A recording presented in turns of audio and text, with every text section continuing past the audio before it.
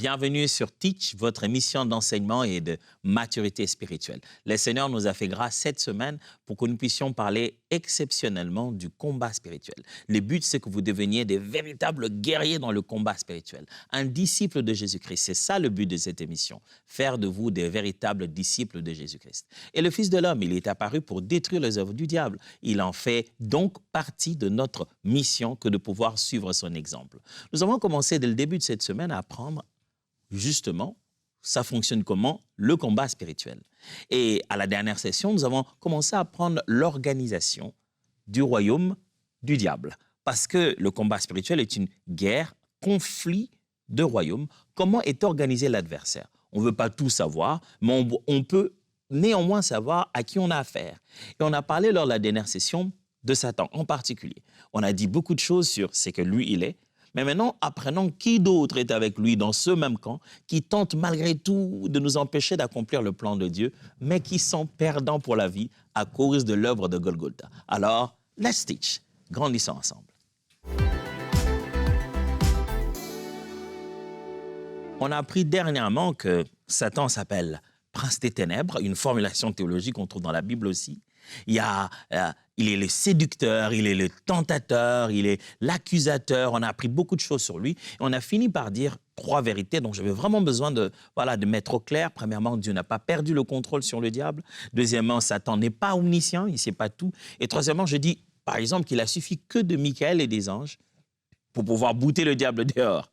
Alors, aujourd'hui, apprenons qui d'autre fait partie de ce camp-là. Dans cette liste figure, premièrement, les démons. Vous trouverez le mot « démon » dans la Bible, surtout parce qu'il vient d'un mot grec qui a donné cette appellation « démon » en français. Je ne vais pas vous combler des Grecs aujourd'hui. Mais la pensée des esprits mauvais ou d'esprits maléfiques dans l'Ancien Testament se trouve aussi et dans le Nouveau Testament se trouve. Mais lorsque vous étudiez le sujet de démons, vous vous rendrez compte qu'il n'y a pas de textes qui montrent directement d'où viennent les démons. Certes, les démons, ce sont des esprits au service de Satan qui causent des afflictions dans le corps, l'âme et l'esprit et qui même modifient ou influencent les mœurs des êtres humains. Les démons sont des esprits au service de Satan, leur camp est clair, qui sont au service de Satan et ils causent des afflictions au niveau du corps, de l'âme et de l'esprit et influencent le mœurs du quotidien des êtres humains. Mais lorsque vous lisez la Bible, vous verrez qu'il y a des allusions qu'il est possible que les esprits, les autres anges déchus, puissent être justement ces esprits que la Bible aime appeler encore de démons. Mais lorsqu'on étudie le grand sujet de la démonologie, vous verrez qu'il vient plein de théories, mais une chose est à retenir, ce sont des esprits derrière et avec Satan. Alors, lorsque nous lisons Éphésiens chapitre 6, verset 12, Éphésiens chapitre 6, verset 12, car nous n'avons pas à lutter contre la chair et le sang, mais contre les dominations, contre les autorités, contre les princes de ce monde des ténèbres, contre les esprits méchants dans le lieu céleste. Ce texte que j'ai déjà lu une autre fois ici, dans l'une des émissions ici, dans une autre version, montre un ordre, un degré d'autorité. La Bible dit, nous n'avons pas à lutter contre la chair et le sang, mais contre les dominations les autorités, 3, les princes de ces mondes de ténèbres et contre les esprits méchants dans les lieux célestes. Dans le grec, il s'agit d'ordre. Ces mots qui sont utilisés pour domination, autorité, prince, et c'est comme une sorte d'ordre, un peu comme on aurait dans l'armée, il y a des généraux, il y a des colonels et des capitaines, ainsi de suite. La Bible dit, cette organisation satanique, c'est contre elle que nous nous battons. Paul dit, il parle aux chrétiens d'Éphèse, il dit, notre combat n'est pas qu'au niveau physique, ce n'est pas des êtres humains que nous avons affaire ici. Nous avons affaire à toute une organisation avec hiérarchie. Ils sont organisés de sorte que les uns sont soumis aux autres, mais ils sont tous avec le diable. Leur but, c'est de détruire ce monde. Des esprits sont méchants dans le lieu céleste, les princes sont des mondes des ténèbres, et les dominations et les autorités sont toujours dans ce même camp-là. Frères et sœurs, au quotidien, nous ne nous battons pas. Ne regardez pas l'homme d'abord. Lorsqu'on parle de combat spirituel, ne regardez pas votre tante, votre oncle, votre grand-mère, votre frère. Ce n'est pas d'abord eux qu'il faut regarder. N'oubliez pas, je ne cesse pas de le dire pendant cette semaine, que le combat spirituel est d'abord un conflit de royaumes. Vous êtes d'un camp. Pourquoi ils se battent contre vous? Ce n'est pas seulement parce qu'ils vous haïssent. Ils se battent contre vous spirituellement parce que vous êtes d'un autre camp, celui du ressuscité de troisième jour, celui du chef de l'armée de l'Éternel. Vous êtes du camp de celui, du Créateur du ciel et de la terre, le Maître de l'univers.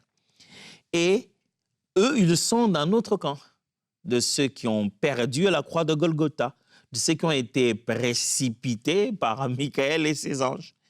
Et les desseins pour lesquels vous travaillez, eux, ils veulent le contredire. Ils veulent vous empêcher d'accomplir sur la terre la volonté de votre Père. Et c'est cette volonté qu'ils sont en train de contredire. Pas votre besoin de manger, de boire, d'avoir des enfants. Non, c'est le plan merveilleux de Dieu sur votre vie. C'est ça qu'ils poursuivent.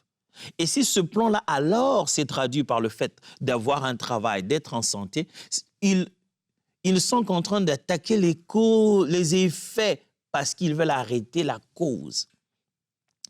Et les esprits mauvais, c'est ça ce qu'ils font sur la terre. Appelez-les esprits mauvais, démons. Est-ce qu'il y a des nuances là-dessus? Ce n'est vraiment pas de ça qu'on va parler aujourd'hui. Mais les démons sont au service de Satan et combattent les chrétiens. Daniel chapitre 10, verset 13, parle d'une histoire assez exceptionnelle. Daniel 10, 13. Les chefs du royaume de Perse m'ont résisté 21 jours. Mais voici, Michel, l'un des principaux chefs, est venu à mon secours. Vous verrez que si vous mettez les deux textes que je vous ai déjà lus ici en comparaison, vous verrez qu'il utilise plus ou moins les mêmes termes. C'est aussi des termes de hiérarchie spirituelle. Il s'agit de Daniel qui prie et qui le Seigneur exauce en envoyant un ange.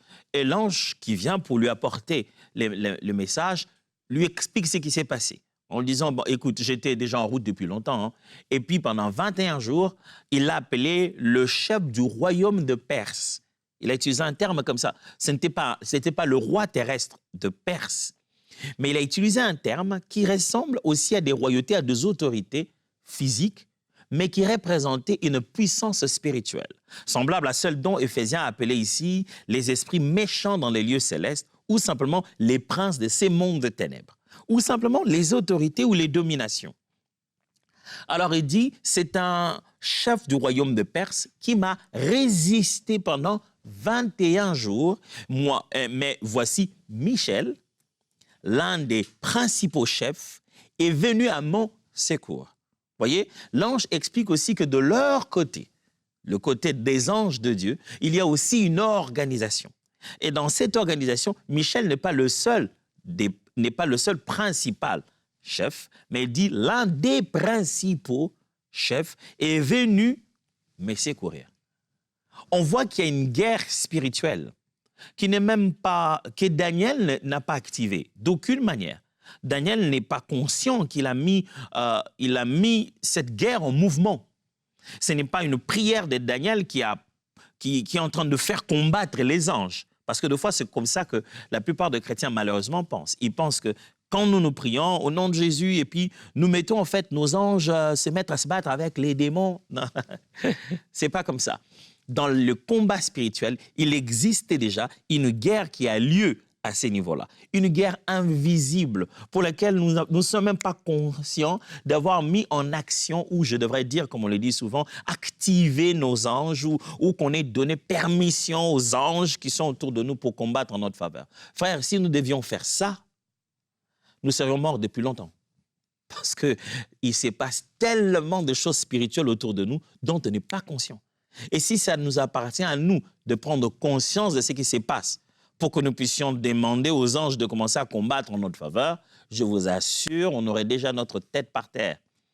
Il existe donc à ce niveau-là un combat réel des deux intérêts de royaumes différents. Ces deux intérêts se battent déjà à ce niveau-là angélique. Donc, les esprits mauvais, des anges déchus, se battant avec des anges de Dieu, des esprits mauvais, des démons tentant atteindre l'objectif de Satan, que nous sommes en train d'empêcher, que nous sommes en train de repousser pour ne pas empêcher au plan de Dieu de s'accomplir. Il n'y a pas que Satan dans son camp, il y a aussi des esprits mauvais. Avons-nous besoin, pasteur, de connaître la liste de noms de tous les esprits mauvais pour que nous puissions être capables de les nommer et de les attaquer avec précision? Très belle question. Les études autour des démons et des esprits mauvais vous amèneraient dans un univers très, très vaste. Permettez-moi de mettre ces éléments ici rapidement, rien que pour nous donner un peu une idée de ce qu'il y a. Vous devez d'abord savoir que la notion d'esprit mauvais n'est pas une notion chrétienne d'abord. C'est une notion qui se trouve dans beaucoup d'autres religions. Restons dans la Bible. Elle n'est pas seulement au niveau de la révélation de Christ dans le Nouveau Testament. Il y a apparition et manifestation des esprits mauvais depuis l'Ancien Testament. Il n'y a pas que les esprits mauvais, il y a toute autre sorte de sorcellerie, divination. Ces choses se manifestent déjà aussi depuis l'Ancien Testament. Et n'oubliez pas, dans l'Ancien Testament, le peuple d'Israël n'est pas le seul peuple. Il fait face à d'autres peuples. Il vit même, quelquefois, au milieu d'autres peuples comme des Égyptiens, comme des Babyloniens.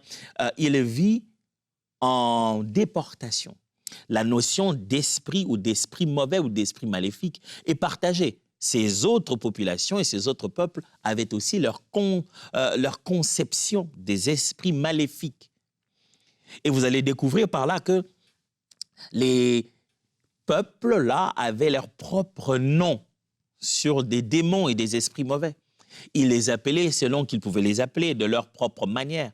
Ce qui fait que vous avez une nomination ou je vais appeler ça, permettez-nous les termes, un dictionnaire des démons, mais qui n'ont pas tous de nom en hébreu.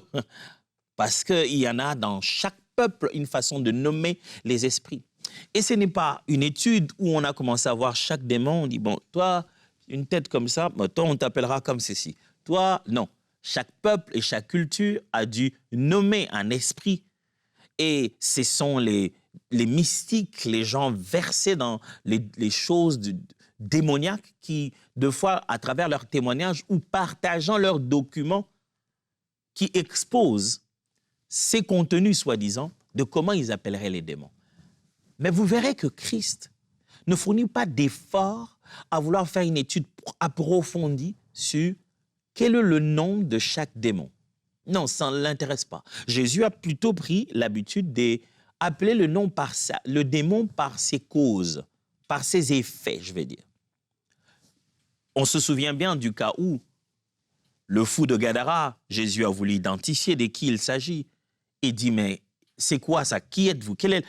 À qui j'ai affaire? C'est là qu'ils disent les gens, qui n'est pas le nom d'un démon, mais une sorte de cohorte qui opère là, dans cette situation.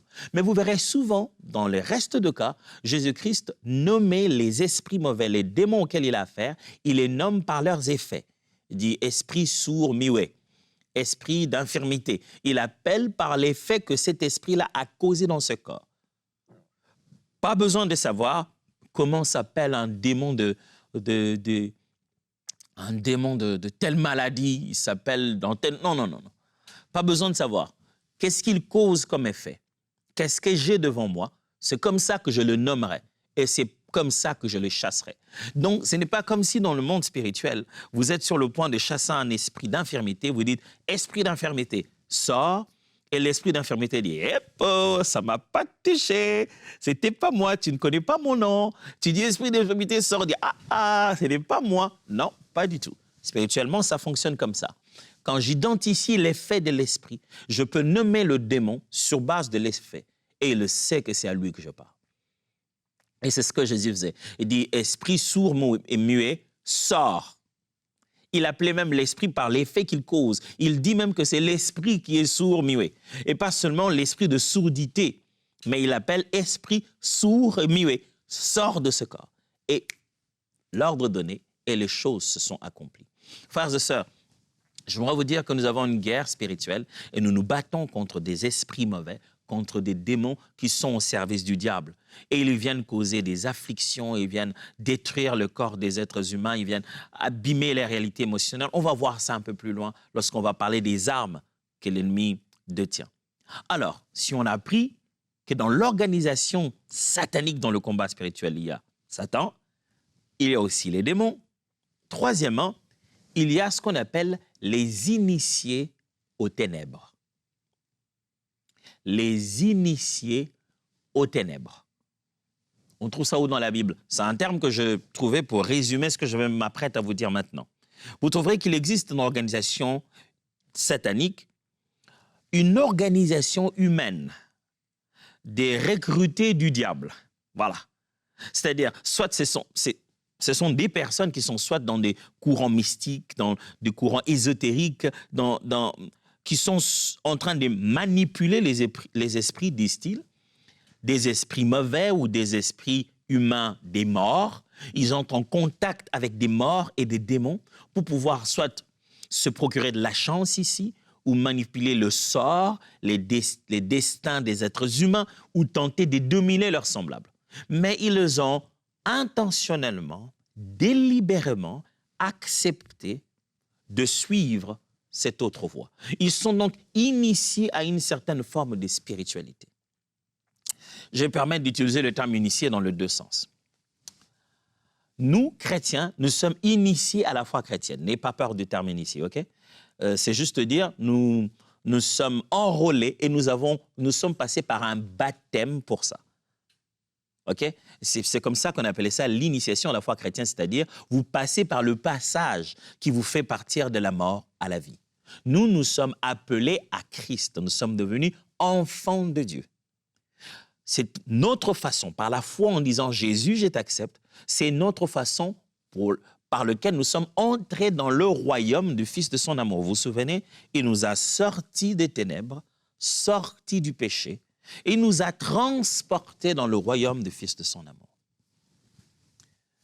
Mais là, dans ce monde de péché, certains d'entre nous, certains des frères de la famille, des amis du quartier, de collègues du travail, certains de collègues de l'école, de colocataires à l'université, certaines des personnes de chair et de sang, comme nous avons accepté de nous identifier à cette forme de spiritualité, à la seule véritable spiritualité en Christ, pour être nés de nouveau, nés d'esprit, et parce que nous sommes baptisés pour que notre esprit soit renouvelé, d'autres ont fait aussi un choix pareil, mais pour adhérer à l'autre royaume. Sont-ils aussi conscients de ce qu'ils ont fait comme choix? Le degré de conscience diffère. Certains vont en se disant « bah, je le fais parce que c'est traditionnel ». D'autres disent « c'est juste de l'ésotérisme ». D'autres disent « ce n'est qu'une association de sciences mystiques ». D'autres disent « c'est juste des sciences cachées et occultes ». D'autres disent « parce que c'est un pouvoir ancestral ». Mais ils acceptent de pratiquer physiquement des actions et des actes dont l'impact est spirituel par la manipulation des esprits. Vous ne les verrez jamais faire référence au Seigneur Jésus et parler de Dieu. Ils utilisent d'autres termes et ils veulent manipuler ce monde. C'est ce que j'appelle ici les initiés aux ténèbres. Qu'ils aient utilisé le mot magie blanche ou magie noire, quelle que soit la couleur de cette magie, elle reste magie et cette personne est initiée aux ténèbres. Les initiés aux ténèbres ne s'habillent pas en noir. Ils ne marchent pas avec des capuches et des bougies à tout moment. Non, comme nous aussi, quand nous marchons dans le quotidien de la vie, on n'a pas des ailes déployées, des nez de nouveau, nés en Christ. On ne s'habille pas en tunique de couleur blanche en train de se promener dans les rues, dans la lumière de Jésus. Non, nous sommes normaux, nous étudions en classe, nous mangeons, nous utilisons des billets de banque, nous roulons en véhicule de la même manière. Pendant que je roule dans mon véhicule, le véhicule d'à côté roule avec quelqu'un qui n'est pas nécessairement du même royaume. De la même manière, dans le même véhicule, en convoiturage, je suis assis derrière, le voisin du côté même si nous sommes dans le même véhicule, il est possible que nous ne soyons pas du tout du même royaume. Nous ne servions pas les mêmes intérêts. Nous n'ayons pas le même maître. Et que nous ne visions pas la même destination de ce véhicule. Waouh, c'est vrai que présenter comme ça fait drôle, hein, ça fait bizarre. Mais pourtant, c'est ça la réalité du combat spirituel. Au quotidien, à côté de nous, à côté de nos vies, il y a des gens qui sont initiés au mal. Autant vous êtes là en train de vous dire, que vais-je faire pour mon petit-neveu? Que vais-je faire pour ma nièce? Je vais l'aider à étudier, je vais faire ceci. Autant d'autres personnes restent, réfléchissent et disent, que vais-je faire de mal pour lui? Comment vais-je l'empêcher d'évoluer? Vous êtes là en train de vous dire, Père, je prie pour ma sœur, maintenant je vois qu'elle s'est mariée, qu'elle ait des enfants. L'autre dit, ah, elle s'est mariée, on verra si elle aura des enfants. Pourquoi si elle a des enfants, elle va pérenniser le projet de Dieu. Et pour ça, elle va aller chercher les forces de son camp pour empêcher un tel projet de s'accomplir. Frères et sœurs, détrompez-vous. Nous sommes en guerre. Et prenez-en conscience. On rit, on regarde la télé ensemble, on crie aux éclats. Là, c'est lui qui est initié dans le monde des ténèbres, n'a pas besoin d'être laid. Il est propre, beau, parlant bien, intelligent. Mais il a juste fait le mauvais choix d'aller dans le mauvais camp et de commencer à servir un autre projet, une autre forme des divinités selon eux. Je vais vous lire ici Actes des Apôtres, chapitre 16, versets 6 à 12. Ayant ensuite traversé toute l'île jusqu'à Paphos, ils trouvèrent un certain magicien, faux prophète juif, nommé Bar-Jésus. Vous voyez? Incroyable. Quand les initiés aux ténèbres, surtout, deviennent des agents qui ont pour but de créer l'illusion d'appartenir aux chrétiens, ça c'est encore pire. Hein?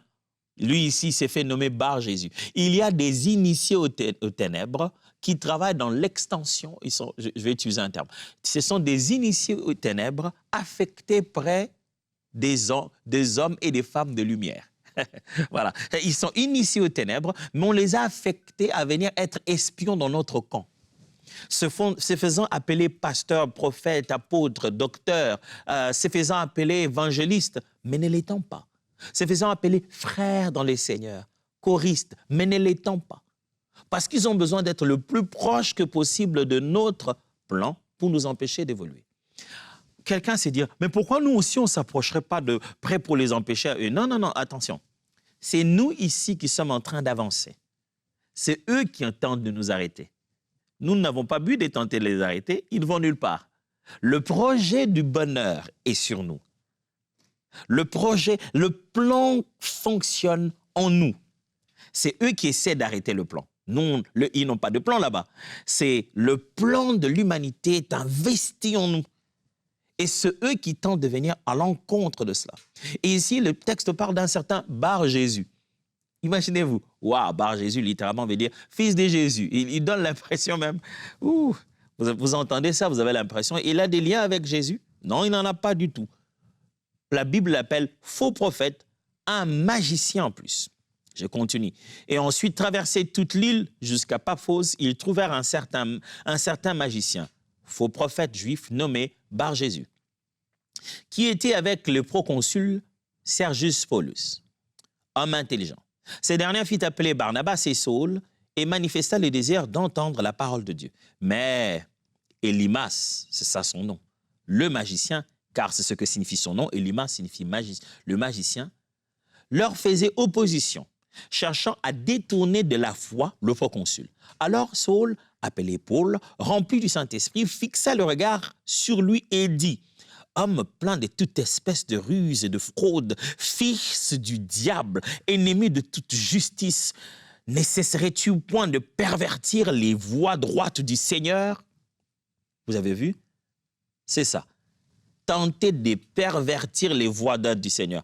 Maintenant, voici, la main du Seigneur est sur toi. Tu seras aveugle et pour un temps, tu ne verras pas le soleil. Aussitôt, l'obscurité et les ténèbres tombèrent sur lui et il cherchait en tâtonnant les personnes pour le guider. Alors le proconsul voyant ce qui était arrivé, crut, étant frappé de la doctrine du Seigneur. Là, mes amis, ce n'est plus une question de prince de Perse en train de se battre avec Gabriel et que Michael vient le libérer. Non, là, ce sont deux individus de deux camps. Un du camp de Jésus, un autre du camp de l'ennemi, magicien. Et Paul, quand il les décrit, j'aime bien les termes que Paul utilise, Paul l'appelle, il dit « homme plein d'espèces de ruses ». Ça, c'est la nature du diable. De fraude, fils du diable, wow, pour dire tu es de ce camp-là. Comme nous, on est fils de Dieu, enfant de Dieu, lui, il est là-bas. Ennemi de toute justice. Nécessaires-tu point de pervertir les voies droites du Seigneur? Ça veut dire, nécessaires-tu pas d'embrouiller le projet que Dieu a pour ce proconsul? Mais enfin, dans l'organisation diabolique, j'ai quand même voulu placer ce dernier point, même s'il ne se trouve pas directement dans le camp des Satan, mais c'est un instrument qu'il utilise puissamment. Donc, le dernier point dans l'organisation de Satan face au combat spirituel, c'est le monde. Ouais, le monde. Je ne parle pas de ce monde physique que Dieu a créé, je parle de ce que la Bible appelle le système. C'est que la Bible appelle le monde, le fait que les êtres humains ont leurs mœurs et leurs coutumes qui sont à l'encontre de la volonté de Dieu. Le moule dans lequel on peut facilement entrer et s'adapter au quotidien. Le monde, dans 1 Jean 5, 19, la Bible dit « Nous savons que nous sommes de Dieu et que le monde entier est sous la puissance du malin. » Voyez-vous ça? La Bible reconnaît que le monde entier, le système, frère, le monde entier, pas le monde sous-développé, le monde entier. Pas le pays avec l'armement nucléaire seulement. Non, le monde entier est sous la puissance du malin. Pas le moins intellectuel ou les illettrés. Non, non, le monde entier. Tant que tu es du monde, l'influence du malin est si forte sur toi. Ce qui signifie que quand nous rendons grâce à Dieu, nous voulons affronter le quotidien. Nous entrons tout de suite dans un combat. Combat à la télé, combat sur le téléphone, combat sur les panneaux publicitaires, combat dans la rue. Le monde entier peut être utilisé aisément par l'ennemi pour nous attaquer. C'est fait. Nous venons de comprendre l'organisation de Satan dans le combat spirituel. Vraiment les bases dont on avait besoin. Il y a Satan, il y a les démons, il y a les initiés aux ténèbres et il y a le monde. Demain, nous allons pousser tout ça un peu plus loin et ça va devenir très, très intéressant. Mais pour l'instant, Dieu vous bénisse et voyons-nous demain.